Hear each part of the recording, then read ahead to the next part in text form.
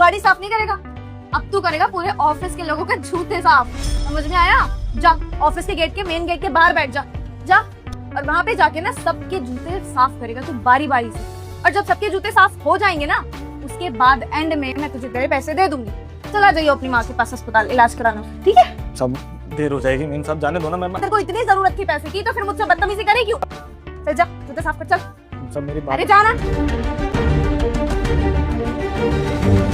अकड़ भी पूरी है इनमें, बहस भी करनी है, फिर पैसे भी चाहिए। ये बनेंगे सिक्योरिटी गार्ड। साहब हम उनके आगे हाथ जोड़े, हम बोले कि साहब हमको पैसा दे दो, हमको गांव निकलना है, हमारी माँ की तबीयत खराब है साहब, वो कोई इंजेक्शन लगना है उनको, 25,000 रुपये का इंजेक्शन है साहब, वो लगवाना बहुत जरूरी है और हमको पैसा वैसा भेजना भूजना नहीं आता, तो हम गांव जाने की सोच रहे हैं। उनको वो इंजेक्शन मेरे को बोलिए कि अगर तेरे को तनख्वाह चाहिए तो एक काम कर, जितने भी कंपनी में आए लोग बाग उनके सबके जूते साफ कर दे, फिर शाम को तेरी तनख्वाह मिल जाएगी। अगर शाम को तनख्वाह मिल गई ना तो मैं अपनी माँ के पास कल चला जाऊँगा, कोई बात नहीं, मैं ऐसे ही चला जाऊँ। सन्नी तुम्हारे साथ इतना कुछ गलत हुआ और तुमने अपने बॉस को बताना जरूरी नहीं समझा। तुम मैनेजर से इतना डर गए कि तुम अपनी ड्यूटी से एक्स्ट्रा ड्यूटी करने लगे जूते साफ करने की। सन्नी अगर तुम्हारी माँ तुम्हें साल में देख ले तो क्या सोचेंगी वो कि उनका बेटा इस तरह से दुखों में काम कर रहा है। और सन्नी मुझे तो ये समझ में नहीं आ रहा है कि मैनेजर की पावर इतनी बड़ी हो गई है कि कंपनी के ओनर को बात नहीं पता है, लेकिन कंपनी की मैनेजर से डरा जा रहा है। वो तुम्हें नौकरी से निकाल देगी इस बात का डर है, लेकिन मुझे सच्चाई बताने से तुम डर रहे हो। अरे अगर तुमने मुझे पहले सच्चाई बता दी होती ना सन्नी, तो ये सब तुम्हें अभी करना नहीं पड़ रहा होता। आप बोल रहे थे साहब हम ये करवा रहे हैं। शांत हो जाओ। ये 20,000 है, ये रखो और जाकर अपनी माँ का इलाज शुरू कराओ।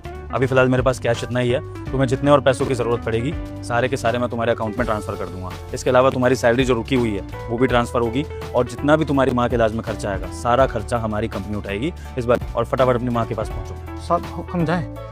सन्नी एक बात ध्यान रखो, अगर तुमने गलत नहीं करा है तो तुम्हें नौकरी से कोई नहीं निकाल सकता है, मैं खुद भी नहीं, लेकिन तुम्हारे साथ कुछ गलत नहीं होगा और आने वाले समय में तुम्हें किसी का कोई भी एक्स्ट्रा काम करने की जरूरत नहीं। और अगर कोई तुमसे एक्स्ट्रा काम कराने की कोशिश करे सीधा मेरे पास आना, समझे? फिलहाल जाकर अपनी माँ का इलाज कराओ, जितनी छुट्टी ले। धन्यवाद। विभोर, क्या तुम अपनी मैनेजर को ऐसे ही जाने दोगे क्या? इतनी बड़ी गलती करी है उसने और मैं तो कह रही हूँ कि उसको बुलाना, कैबिन में चलते हैं, वहाँ पे बुलाओ मैनेजर को और सुनाओ अच्छी खासी। मैं तो कह रही हूँ जॉब से निकालो, क्या हरकत है ये?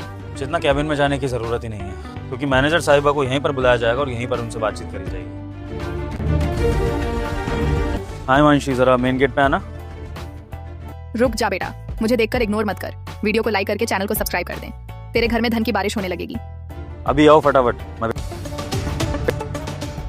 यस सर, आपने बुलाया? जी मिस हिमांशी, अभी मेरे शूज देख रही हैं? Yes sir. थोड़े से गंदे लग रहे हैं ना? उसमें क्या है सर, आप वॉश करवा सकते हैं अपने घर पे। नहीं, मैं चाहता हूँ कि ये शूज आप साफ करें।